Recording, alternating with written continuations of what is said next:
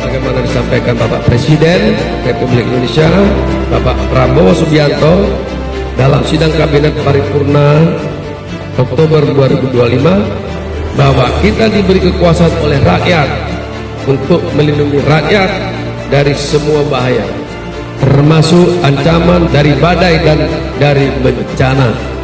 Hal ini merupakan amanah yang harus dilaksanakan dengan sungguh-sungguh. Kita harus mampu menunjukkan bahwa negara selalu hadir untuk melindungi rakyat di setiap kegiatan, di setiap situasi, terutama dalam menghadapi masa-masa sulit.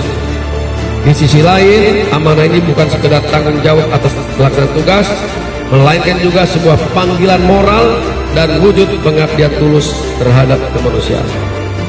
Untuk itu, pada kesempatan ini akan saya sampaikan beberapa penekanan.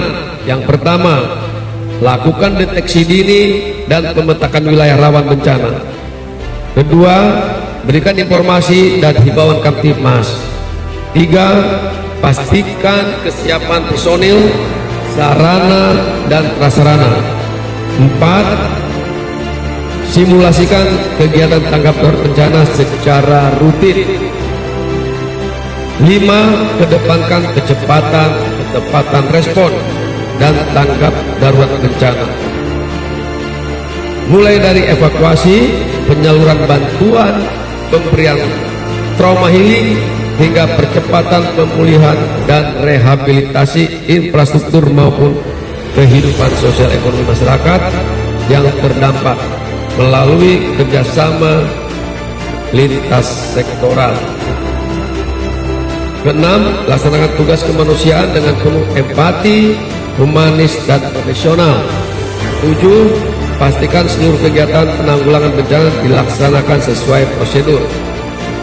8. Tingkatkan koordinasi dan sinergitas dengan seluruh stakeholder terkait, baik TNI, BNPB, Basarnas, PMI, BPK, BMKG, pemerintah daerah, relawan, dan masyarakat, serta berbagai pihak yang turut membantu pelaksanaan tugas ini.